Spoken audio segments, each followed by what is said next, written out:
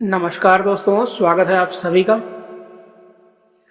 प्रिय मित्रों, तुलसी के पौधे में यह एक चीज अवश्य रखनी चाहिए, इससे समस्त दुख और दरिद्रता का नाश होता है। इस चीज के बिना तुलसी का पौधा अधूरा माना जाता है। आइए इस प्राचीन कथा के माध्यम से जानते हैं तुलसी के पौधे में कौन सी चीज रखनी चाहिए। दोस्तों, वीडियो में आगे बढ़ने से पहले मैं आप सभी से विनम्र अनुरोध करता हूं, वीडियो को लाइक जरूर करें, कमेंट बॉक्स में जय लक्ष्मी नारायण जरूर लिखें और हमारे इस चैनल को सब्सक्राइब भी जरूर करें। वीडियो को शेयर करना तो भूलिएगा नहीं। आइए इस बेहद ही ज्ञानवर्धक वीडियो को प्रारंभ करते हैं। प्रिय मित्रों, तुलसी के पौधे में कौन सी वस्तु रखने से, तुलसी के पौधे में कौन सी ऐसी चीज रखनी चाहिए। दोस्तों, एक समय की बात है, देवर्षि नारद भगवान विष्णु से मिलने के लिए बैकुंठ लोक में पधारते हैं। देवर्षि को देखकर भगवान विष्णु कहने लगते हैं, आओ नारद, बैकुंठ में तुम्हारा स्वागत है। आज किस कारण से बैकुंठ में तुम्हारा आगमन हुआ है। देवर्षि कहते हैं, हे प्रभु, मन में आपके दर्शन करने की इच्छा प्रकट हुई, सो चला आया। भगवान विष्णु मुस्कुराते हुए कहते हैं, हे नारद, तुम मेरे परम भक्त हो, इसलिए बैकुंठ में तुम्हारा हमेशा स्वागत है। किंतु इस समय पर तुम चिंतित दिखाई पड़ रहे हो। तुम्हारे मन में अवश्य कोई शंका है जो तुम्हें सता रही है। तुम्हारे मन में जो भी शंका हो, निसंकोच होकर पूछ लो। तुम्हारी हर शंका का समाधान करना मेरा कर्तव्य है। फिर नारद जी कहते हैं, हे प्रभु, आप तो भक्त वत्सल हैं। आप अपने भक्तों की हर इच्छा का ध्यान रखते हैं और भली भांति जानते भी हैं कि आपके भक्तों के मन में क्या चल रहा है। इसलिए आप मेरे मन में जो शंका है उसके बारे में जानते ही होंगे। किंतु फिर भी यदि आप आज्ञा दें तो मैं आपसे कुछ पूछने की चेष्टा करता हूँ। भगवान विष्णु कहते हैं, हे नारद, तुम भक्त शिरोमणि हो। तुम्हारे मन में जो भी शंका है मैं उसके विषय में अवश्य जानता हूँ और यह भी जानता हूँ कि तुम्हारी इस शंका के समाधान में समस्त मानव जाति का कल्याण छिपा हुआ है। इसलिए निसंकोच होकर पूछो। फिर देवर्षि नारद कहने लगते हैं, हे प्रभु, आज मैंने नीलगिरी पर्वत पर एक बड़ी ही विचित्र घटना देखी है, जिसे मैं आपको सुनाता हूँ। मैं पृथ्वी लोक का भ्रमण कर रहा था, तभी मैंने नीलगिरी पर्वत के जंगलों में एक विचित्र नगर देखा। उस नगर में जो भील निवास करते थे, उन सभी की 4 भुजाएं थी और उन्होंने अपने हाथ में धनुष धारण किए हुए थे। वो सभी आपके पार्षदों के समान दिखाई पड़ रहे थे। वे कंदमूल फल का आहार खाकर अपना निर्वाह करते थे। उस समय उन्हें देखकर मेरे मन में संदेह खड़ा हुआ कि धनुष धारण किए हुए यह जंगली चतुर्भुज कैसे हुए। बैकुंठ लोक में निवास करने वाले पुण्य आत्माओं के जैसा स्वरूप होता है उनका। उनकी जैसी 4 भुजाएं होती हैं, वैसा स्वरूप उस वन में रहने वाले भील लोगों को कैसे प्राप्त हुआ। वे सभी आपके पार्षदों के समान ही दिव्य दिखाई पड़ रहे थे। हे प्रभु, यह किस कारण से हुआ है। उन भीलों को ऐसा स्वरूप कैसे प्राप्त हुआ है। उन्होंने ऐसा कौन सा पुण्य का काम किया है जिससे उन्हें चतुर्भुज रूप प्राप्त हुआ, जो स्वरूप बड़े बड़े देवताओं को भी प्राप्त करना कठिन है। ऐसा स्वरूप पृथ्वी लोक पर रहने वाले इन वनवासियों को कैसे प्राप्त हुआ। हे प्रभु, कहीं यह आपकी माया तो नहीं है, या फिर आपके बैकुंठ लोक के निवासी वहां पर रहने के लिए चले गए हैं। कृपया मुझे इसका रहस्य बताइए। फिर भगवान विष्णु मुस्कुराने लगते हैं और नारद से कहते हैं, हे नारद, तुमने जो कुछ भी देखा है वह सत्य है। वह कोई माया नहीं है और ना ही वह बैकुंठ लोक के निवासी हैं। उन भीलों को चतुर्भुज रूप मेरी ही कृपा के कारण प्राप्त हुआ है, क्योंकि उन्होंने जो अत्यंत दुर्लभ पुण्य का कार्य किया था, उसी के फल से उन्हें 4 भुजाएं प्राप्त हुई हैं। देवर्षि कहते हैं, हे प्रभु, मैं इस रहस्य को सुनने के लिए आतुर हो रहा हूँ। कृपया आप मुझे पहेलियों में ना उलझाएं, शीघ्रता से बताइए कि उन्होंने ऐसा कौन सा पुण्य किया है जिससे उन्हें चार चार भुजाएं प्राप्त हुई हैं। और फिर भगवान विष्णु कहते हैं, हे देवर्षि, इस रहस्य को बताने से पूर्व मैं तुम्हें एक अत्यंत प्राचीन कथा सुनाता हूँ। तुम इस कथा को श्रवण ध्यान पूर्वक करो। इस कथा के माध्यम से तुम्हें तुम्हारे सभी प्रश्नों के उत्तर मिल जाएंगे। जो भी मनुष्य इस कथा को ध्यान पूर्वक सुनता है उसके समस्त पापों का नाश होता है और वो सभी चतुर्भुज रूप धारण करके मेरे ही साथ वैकुंठ में निवास करते हैं।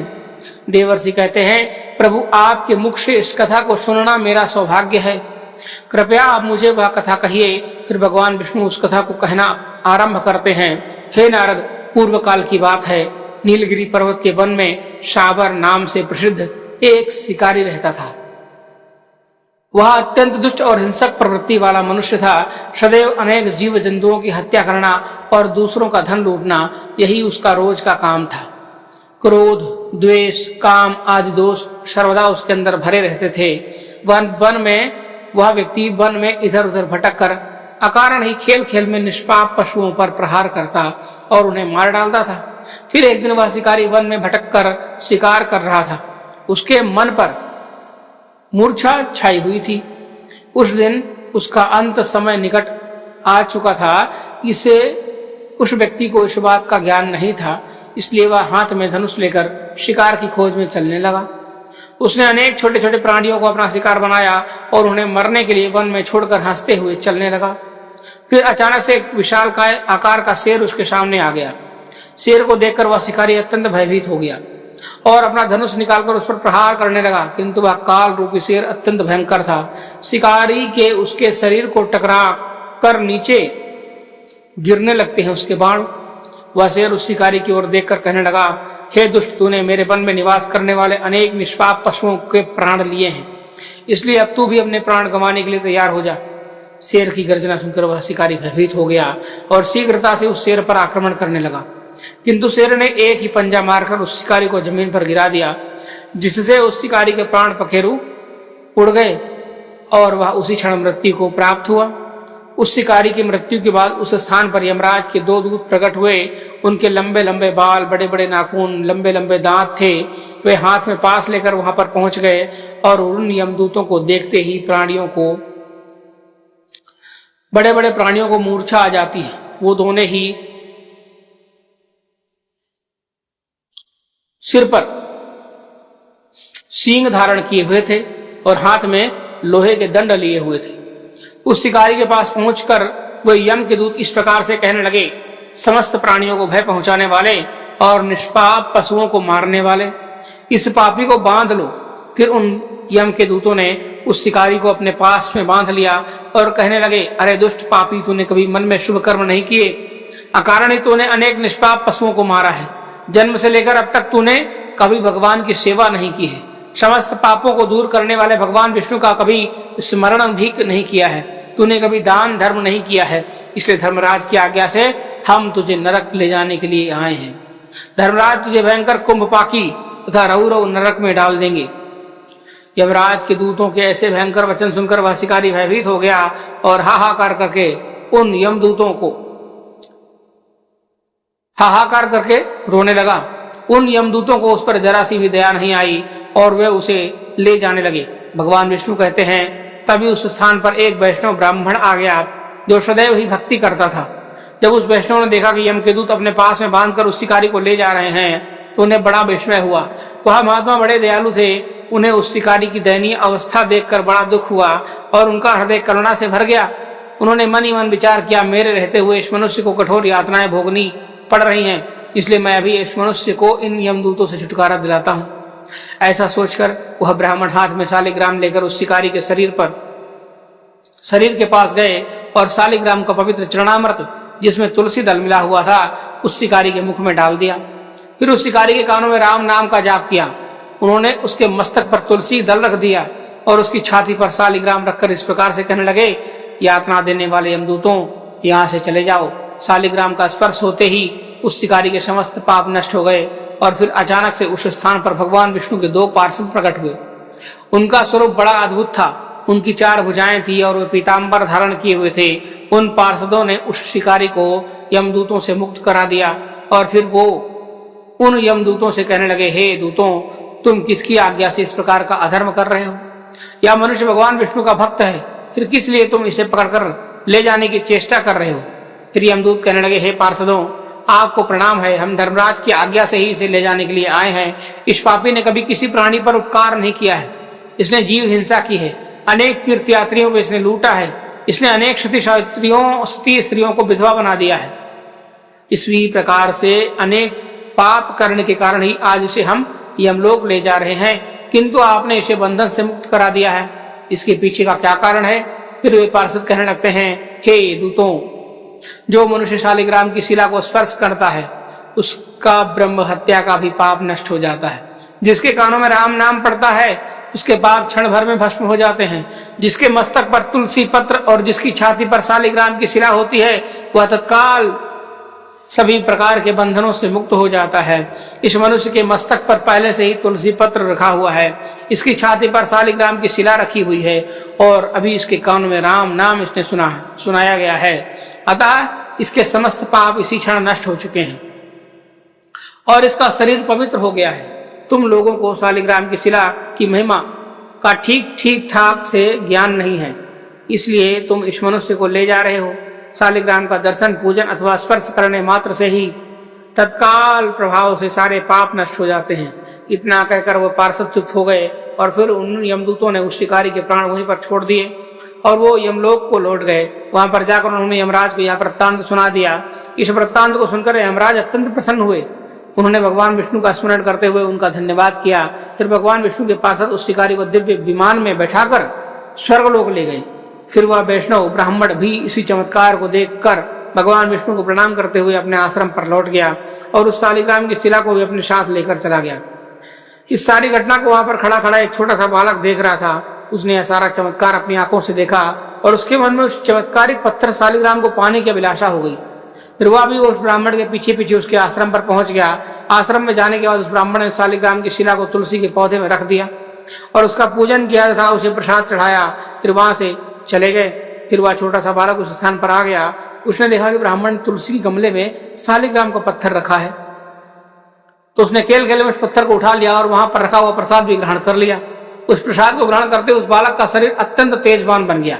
उसके 2 नए हाथ उगाए और वह 4 भुजाओं वाला बालक बन गया।